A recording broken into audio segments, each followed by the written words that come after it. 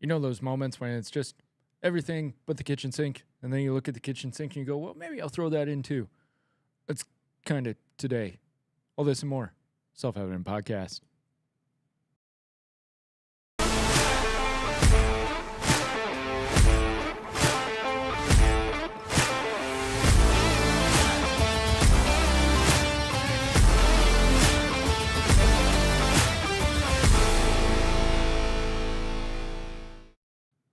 Welcome to the Self-Evident Podcast. You got Mike.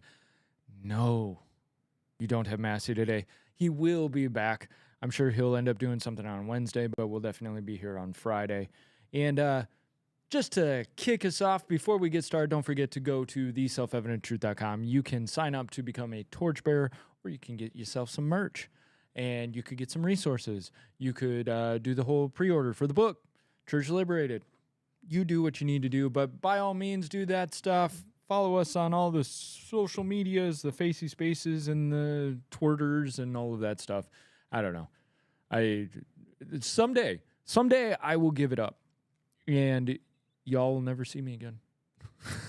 It's really the only reason that we even see each other anymore, right? Is through social media, which we got to do away with that. I saw something on Facebook, social media, today. And yeah, I'll shout it out. Why not? Promotion. Jonathan Rios, he runs some men's development stuff in this area. By all means, check him out. Good dude.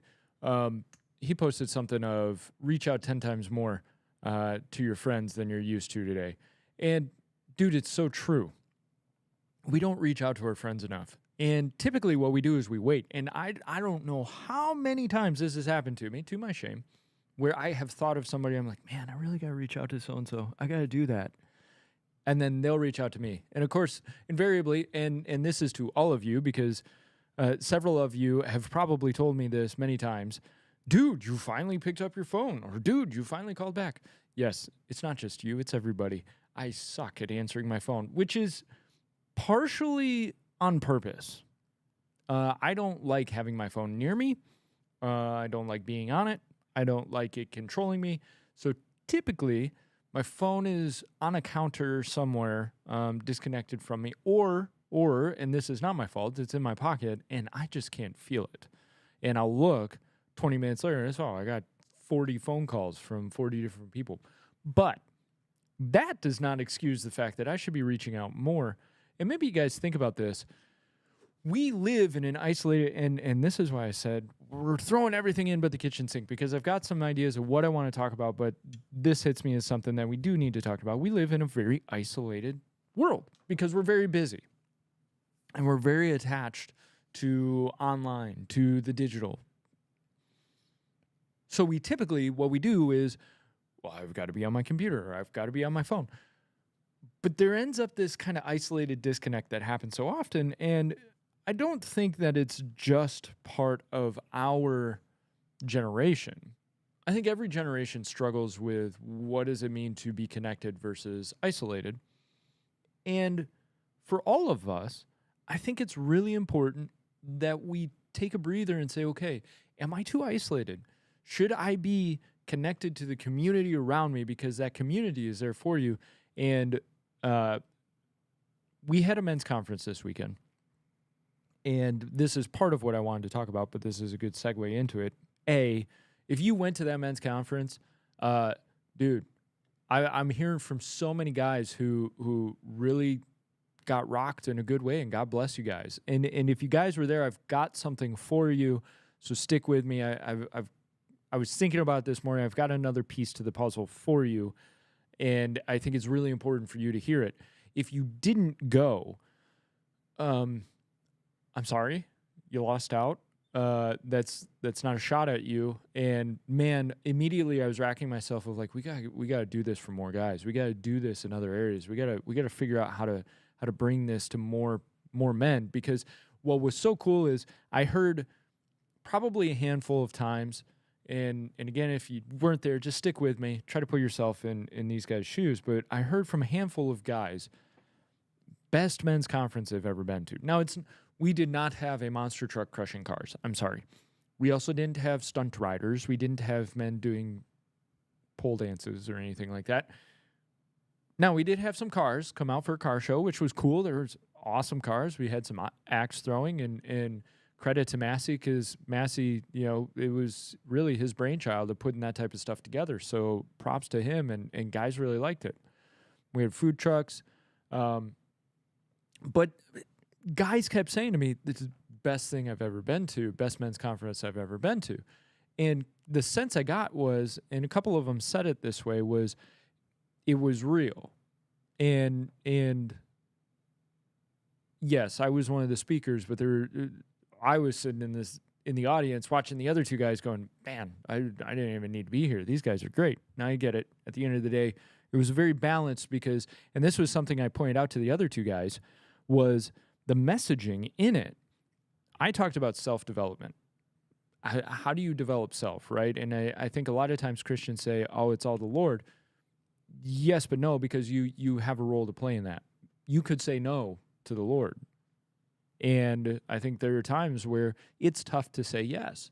You will have times where it's just not easy to say yes. So how do you get through those times, and how do you lean into that, right? But then Seth comes up right after, and he's talking about family. And man, he had some banger of some one-liners that just rocked you and put you in your place. Of like, oh, dang. Especially when he's talking about like the legacy you're actually leaving to your kids. And I'm not even going to try to give the one-liner he did, because I've been racking myself trying to think, okay, what exactly did he say? I can't remember. But it basically amounted to you're building your legacy each day with your kids, and that matters because we think it's practice, but it's really not.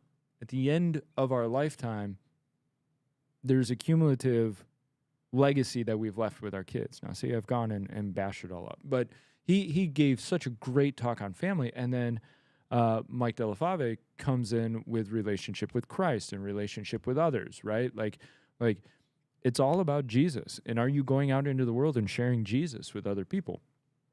So this was such a great men's conference. And then I got to thinking about, and this is for everybody, whether or not you were at the men's conference, I got to thinking about the concept of, okay, what next? I am such a firm believer in what next? What's your exit strategy? Am I perfect at practicing this? No. But a lot of times when we buy into programs, we do Bible studies, we go to sermons, we take in all this information, which hearing it and receiving it is so important. And a lot of you guys who were there, and if you weren't, you can take this and apply this to your own life. You probably rode that high through the weekend. Yeah, changed my life, transform. Good. Now it's Monday. Now you're back to the grind. Now you're back to autopilot. Life is back to normal. Things got shook up. You were out of your element. It was a good time. You built connections. You got rocked in certain ways. But the question is, what do you do now? And that's where an exit strategy is so important. Okay, you got transformed. You had those moments. Now what? Don't let the enemy steal the seed. And so that becomes so important of, especially today, no matter what you've got going on, what's your next step? How are you going to take action to actually implement this stuff? How are you going to change who you are on a day-to-day basis by your actions and your behaviors? Because it's so easy for us to slide into habit. I am telling you, your schedule will come out of the woodwork to thrust you back into your old habits. And if we don't respect that, we end up becoming a victim of it. And the perfect example is there's kind of that cliche of, kids or young adults, they go to some youth conference, some big event, they come back all fired up, and then they go right back to doing what they're doing. And we do it too. And that letdown is it can be a dangerous place for us, because it can almost feel like, oh, well, I guess it was all fraud. It was all fake, that I wasn't really affected. I thought I was. I guess not. That's, and one of the things I said, and I know I've said it on the podcast before, motivation will leave you when you need it most. Motivation isn't bad. Motivation is good. Man, when I watch the right video, or I hear the right song, or I have the right conversation, man, I'm pumped up, motivated. And that is the time to put the plan in place. That's the time to figure out the steps and then be disciplined in taking those steps. Because guess what? The motivation will leave on a Monday morning when you got your boss droning on and he's chewing you out and you're sitting at your desk going, oh my gosh, dude, you're going to fall back on your habits, on your training. You have to figure out, how are you not going to do that? How are you going to change course? And when I talked to the guys, one of the things I said was, figure out what domain you're actually focusing on today. Because if you just think domains in general, there's all kinds of different domains that you could be focusing on. But what is that one area? What's that one thing? And so for the guys who were there, now is your day to figure out how you're going to ensure that those habits are done with, that you're moving in a different direction. Whether it's with your family, whether it's evangelizing and speaking about Christ on a day-to-day basis, how are you going to ensure that your habits are not going to be the same day to day? And if you didn't go, the fact still remains. When we receive a word from Christ, we internalize it. We receive it. We place it into our heart. And I think sometimes we think, if I don't have that self-shattering, easy flow revelation that just completely changes who I am, then it must have been a failure. But your love for Christ can overcome those old desires that you're trying to do away with. You're doing away with them. You're dying to yourself daily. Christ didn't say, okay, die to yourself once and you're good. Die to yourself daily. Paul says, renew your mind daily. Continuously renew your mind. So this concept of one and done, I think I get frustrated with it because I know I was one of those people who, it should be one and done. I'm not done. So therefore, something's wrong with me. Or you're continually killing the flesh. And you'll make progress. That's the cool thing. You know, I got a couple of friends who, man, they're going through heavy transitional seasons, but guess what? They're making progress because they're getting with the Lord. They're getting introspective. They're saying, Lord, I see this thing in me, and I know this is keeping me from more with you. Lord, I want to die to this thing. And we do that with just sin. This sin, lust is like the number one. And it almost becomes the only one. And I'm so glad that it was not focused on at the men's conference. Because it is typically, what's the number one thing they're going to talk about? Lust, porn, women, blah, blah, blah. And it's like, yeah, we've had that conversation. And not that it can't continue to be had, but there are other things. Greed, pride, right? Envy, strife, dissension. These are real things. And sometimes our view gets myopic, and so then we're just pointing at the lust and all of that, and we're dealing with that, and meanwhile, pride is walking in the back door. And so you're going toe-to-toe with that lust, and you're going to defeat it, and you're hammering it, and it's punching you back, but you're going to punch again. And meanwhile, pride is growing. Greed is growing. So sometimes you got to take a step back and go, okay, what's actually growing, and what am I just focusing on? And for all of us, we will have that pathway throughout a lifetime of dealing with things. Not that I've already been made perfect or have already obtained all this, but I press forward to take hold of that for which Christ Jesus took hold of me. Not that I have already obtained. Not that I am already perfect. We're not perfect. We haven't obtained it all. Paul talks increasingly about the war between the flesh and the spirit. And that's not the only line that I wanted to go on, but I wanted to go on like, what is your exit strategy? You do an emotional high and you do that thing and you get done with the men's conference and everything's great. I'm going to take on the world. What is your next step? What's your exit strategy? That was just the first step. What now? Now, here's a little hint. Here's a little tipper. I'm going to take a sip of coffee. Because I don't want my coffee to get cold. And my coffee's still tall. Still, there's a lot in there. So, you're going to have to witness me drink coffee. Question is, what's that step you take? And a lot of times when people go, physical fitness is a perfect example. I want to change my body. Oh, I want a six-pack. Okay. Question is, what are you going to do? I'm going to eat 200 calories a day, and I'm going to go running 6 miles a day. Yes, you will. For a day. And then you'll end up in the Taco Bell drive-through line at 11:30 at night, crying into your gorditas and your soft-shell tacos and your big, massive Mountain Dew, Baja, whatever it is. Because when we do this, we end up setting these massive goals for us, these massive steps to change our behavior, our habits, and 99.9999% of people will never keep or stick to that. Pretty much all of us will do it for a day or 2 days, and we'll fall flat on our face, and then we'll get mad or we'll get depressed, and we'll get discouraged, and we'll go, well, I guess it wasn't really for me. Instead, set small goals. Be aware. Start listening to the Lord. I picture, and this is what's coming to my heart on this whole thing, is like, if you haven't talked about Christ to anybody in the past 10 years, don't tell yourself, well, I'm going to go out and I'm going to witness to every single person on the earth. How about, Lord, this scares me.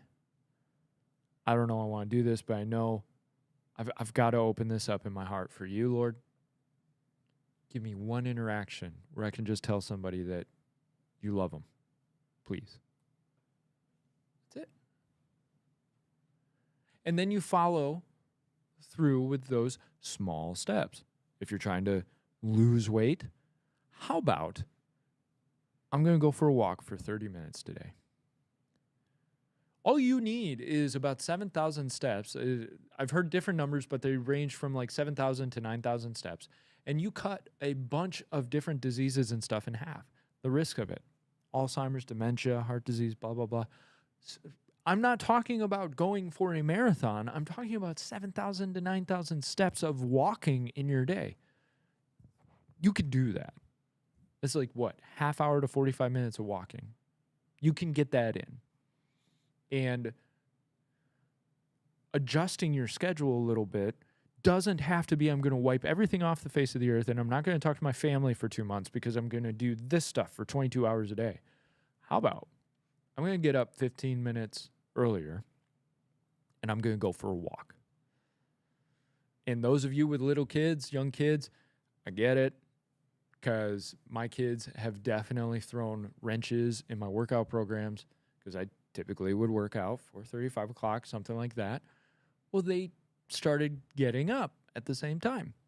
And you can get a workout in, and then I try to include them a little bit and all that. But at some point, you're focused on the kids and doing the kid thing.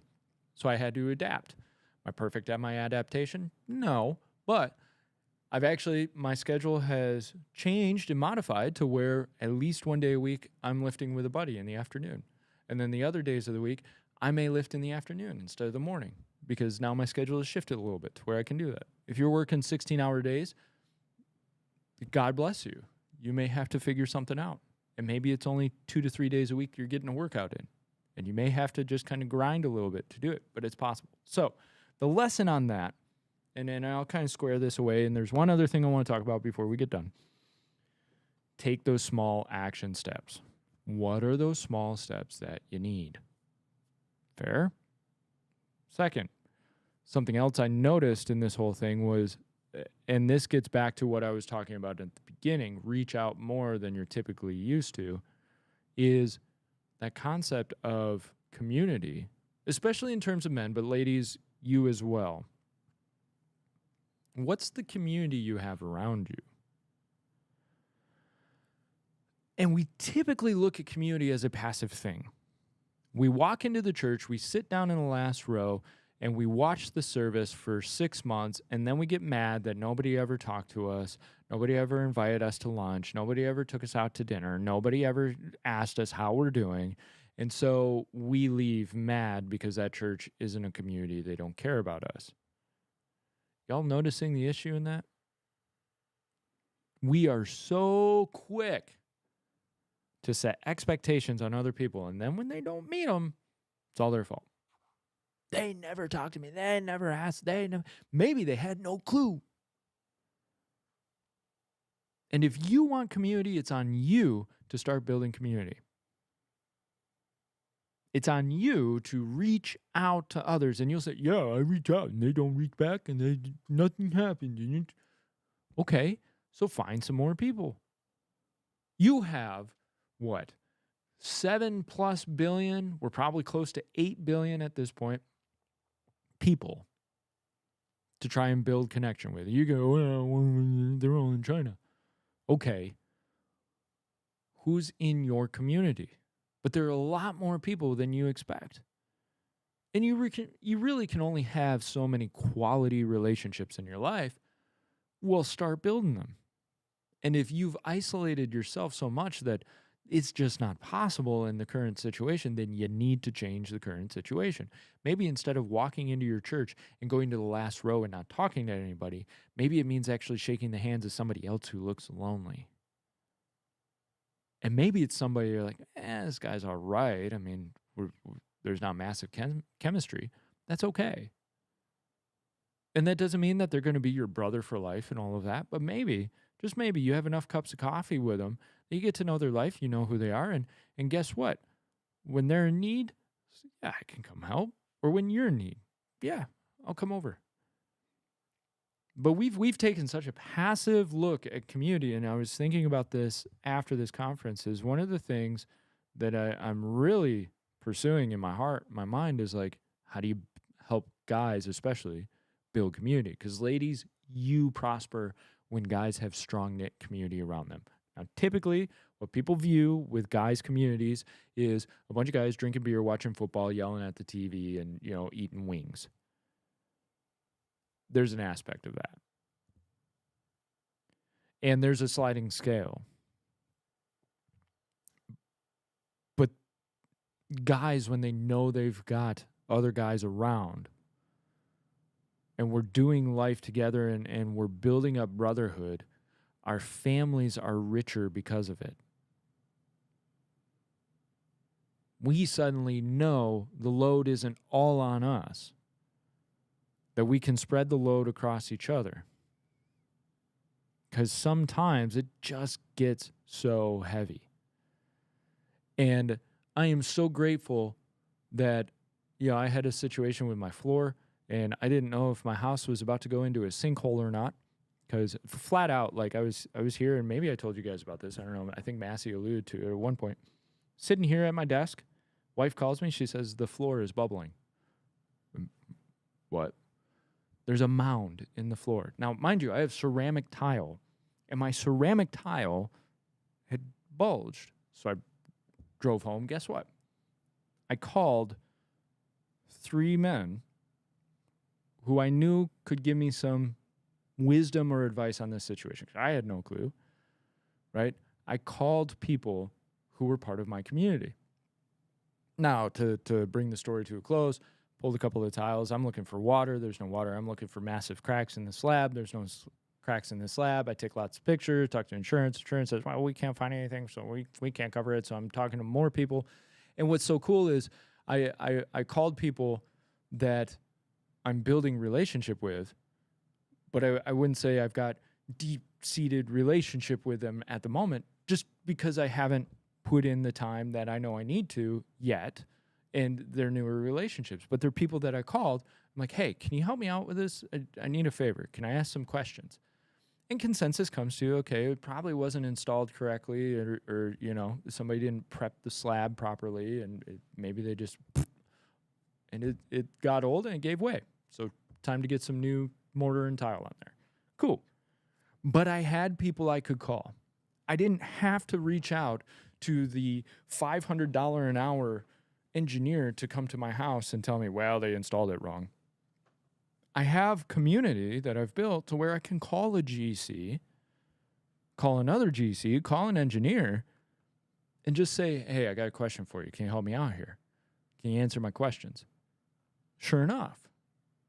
And then I've got a couple of friends who I'm like, hey, want to install some tile? Absolutely. Let's do it. Right? So once you build that community and you build those depths, each of you have a specialization that helps out the other guys. So if you are going to lone wolf it, guess what? You miss out on all the specialization of the other guys. And then you've got to carry that bag. You've got to carry all of those skills. We tend to think, I'm relying on somebody else. You're relying on somebody whose specialization has been general contracting for 20, 30 years. How dare you? Oh man, what a weak man you are. You're relying on somebody who got their degree in engineering. Gosh, you're weak. Or you're wise to know that counsel is a good thing and you don't have to carry those massive loads. If I want to learn a specialization or I want to learn a skill or I need help in a certain skill set, it behooves me to reach out to those who know more than me. And guess what? I have them in my corner because I have community with them. So when they need something, and most often, you know what I really am? I'm a good question asker. I'm a good guy to ask a question to, and hey, this is how I see it. This is how I would do it. This is my...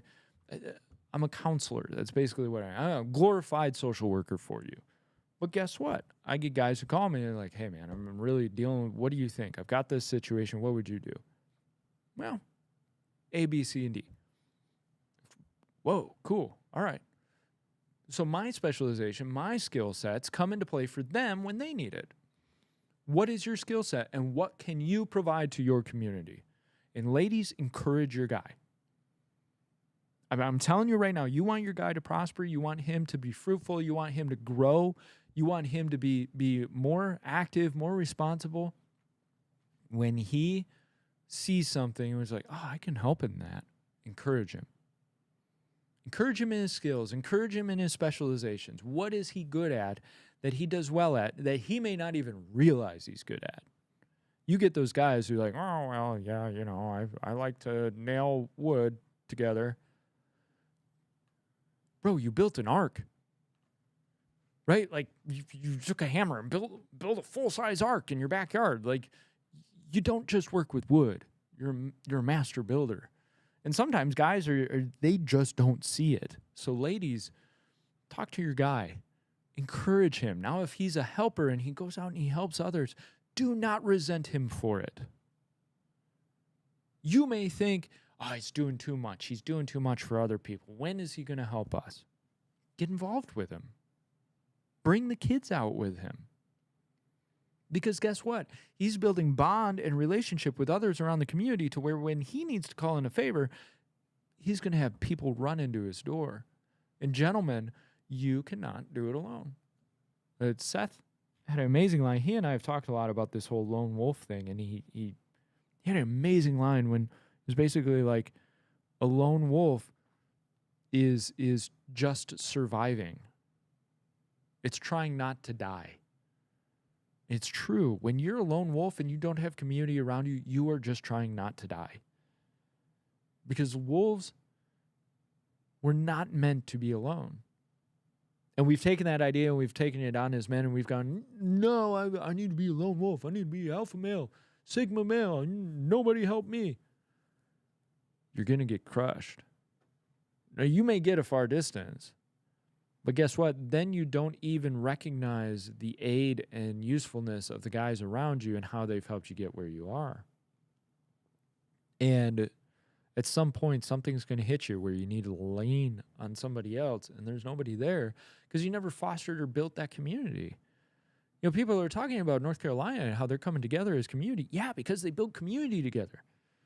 Because they're reaching out, and guys with specialization, coal miners built a road in a week that the government was saying, oh, it's going to take us months to build that.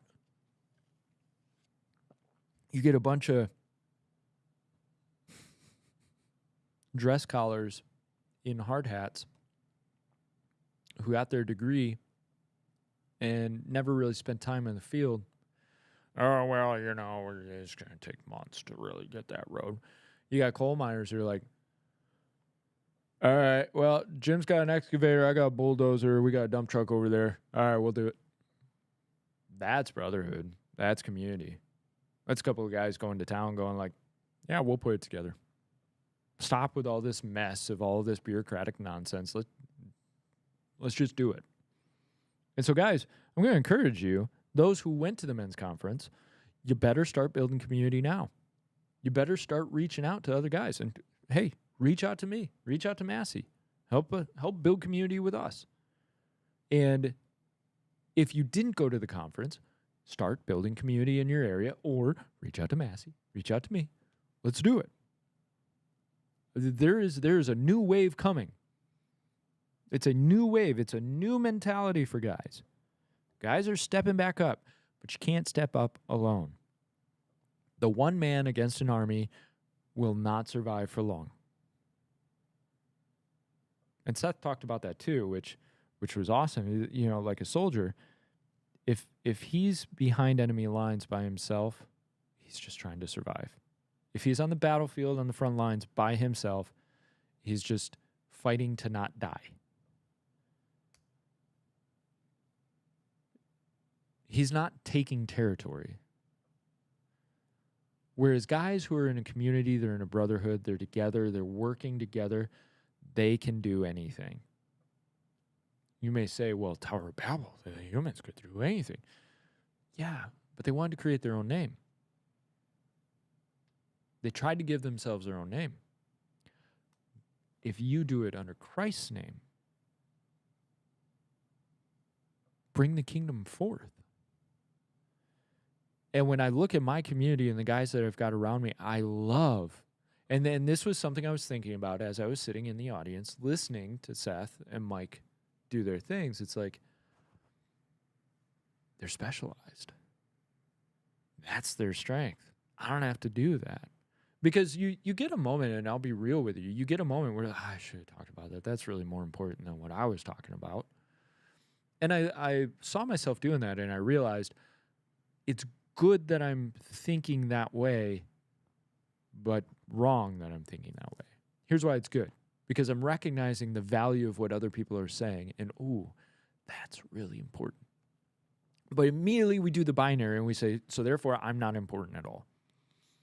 Which isn't true. Your specialization matters. Just like in a military unit, not everybody is going to carry a heavy machine gun. Not everybody is going to carry the radio. Not everybody is going to give directions. You have positions. And in an army, not everybody's going to drive a tank. Not everybody's going to fire the heavy artillery. Not everybody's going to fly a plane. Not everybody's going to sail a boat. But everybody has a job. Everybody has a role. And everybody has a specialization. So that way, the guy who is kicking in doors doesn't have to be familiar with how to fly an F-22 Raptor. Not his specialization, doesn't have to cross his mind. He's got a job to do. He's specialized in his job. Just like the F-22 pilot is specialized in his job, and you wouldn't trust him to kick in doors because that's not his job. And so I'm watching these other two guys, and I'm going, man, this is awesome. This is awesome. This is how it's done. They have their lanes, and they're nailing their lanes. Seth is passionate about family stuff. I am too, but like passionate, and that's his focus. Me, if you've listened to me for any course of time, I'm passionate about self-development. Mike, that's all he talks about. And I'm making a joke or making light of it, but in reality, what is he truly passionate about? Sharing the gospel, giving people Christ. What else is there in his mind? Which God bless him for it, because we need that reminder. We need that guy who's like, yeah, that's all good. It's important. But are you sharing Christ? Are you actually carrying out the Great Commission? Is it about Jesus or is it not? You need that specialization. You need that guy to keep that clear mind in that. So if you can't even figure out, okay, what am I going to do as my exit strategy for this week to ensure that I don't fall flat on my face after such an event? And this is for anybody listening. Figure out your exit strategy this week. You had a good weekend. You had a bad weekend. You're coming off the weekend. You're back into autopilot. How are you going to make this week different from any other week you've ever had? But the other part of it is, if you don't know what to do, build community. Reach out to those people that you know you should be talking to. And if you don't have them in your life, you better go find them. So, that was all but the kitchen sink. And I know it was a little less history, political, because frankly, guys, I was telling Melissa this morning, I'm so tired of politics. I'm so tired of election stuff. So tired of literally Hitler. I have half a mind to create a whole meme series of I like thing or I do thing, therefore I'm literally Hitler. For instance, I like dogs. Hitler liked dogs. I am literally Hitler.